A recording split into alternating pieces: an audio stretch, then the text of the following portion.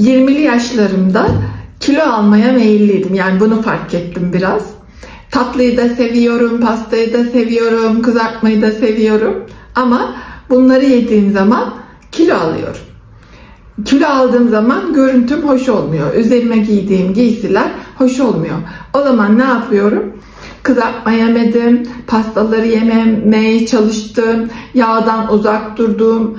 Bu yağdan uzak durmanın daha sonraki yıllarda, son yıllarda yanlış olduğunu fark ediyorum ama o sıralarda bu şekilde besleniyordum.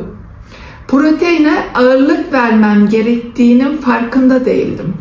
Proteine ağırlık vermem gerekiyormuş. Meğer kilonuzu daha iyi tutabilmek için, formda kalabilmek, sağlıklı olabilmek için belirli bir proteini almam gerekiyormuş. Ama ben o sıralarda pek dikkat etmiyordum.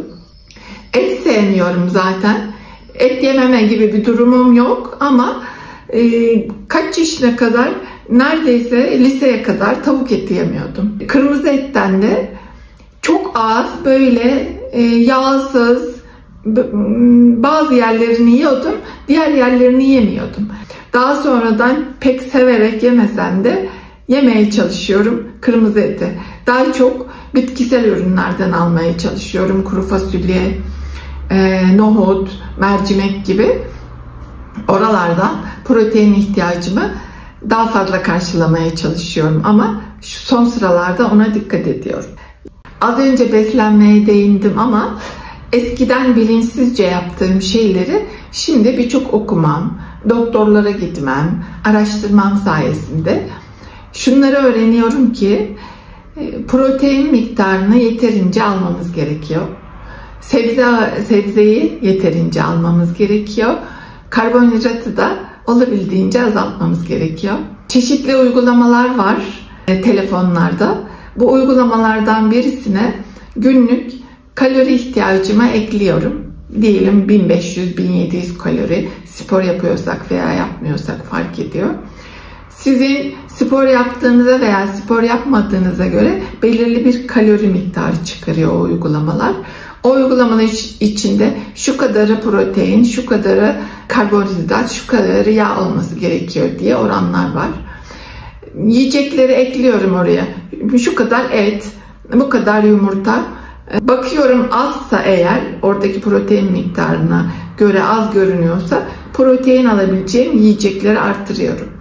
Bakıyorum yediklerimin içinden karbonhidrat fazla görünüyorsa o zaman karbonhidratı azaltıyorum. Bazen yağ fazla görünüyor orada, her ne kadar yağı alın deseler bile yağ fazla görünüyor, o zaman yağı da azaltıyorum. Ona göre bir program yapıyorum kendi kendime. Belirli bir müddet sonra zaten uygulamaya bakmanız da gerekmiyor. Aşağı yukarı ne kadar yemeniz gerektiğini görüyorsunuz. Yediklerimizle kilo vermenin de ilişkisi var. 4-5 sene kadar önce ciddi fitness yapmaya başladım. Spor salonuna gidiyorum. Oraya gittiğimizde ilk baştan ölçüyorlar vücudumuzdaki yağ miktarını, kas miktarını falan. Bir ay gidiyoruz. Bir ay gittikten sonra tekrar ölçüm yapıyorlar. Ben yediklerime dikkat ettiğini zannediyorum o sıralarda. Diğer ölçümde benim kilom aynı kalmış. Yağ miktarım artmış, kas miktarım azalmış. Bunu yıllar önce, bir 10 sene kadar önce yine spor salonuna gitmeye başlamıştım. Yine aynı sonuçla karşılaşmıştım. Ben spora haftada 3 gün gidiyor olmama rağmen yağ miktarım artıp kas miktarım azalmış. Bu 4 sene kadar önce gittiğimde oradaki antrenöre sordum bunun nedeni nedir diye. Siz dedi protein miktarını yeterince almıyor olabilirsiniz. İsterseniz işte bu az önce bahsettiğim uygulamalardan birisini indirerek bakabilirsiniz kendiniz. Sonradan ben işte bu uygulamaya göre beslenmeye başlayınca diğer ölçümde ben kilo kaybetmişim, kasım artmış, yağım azalmış.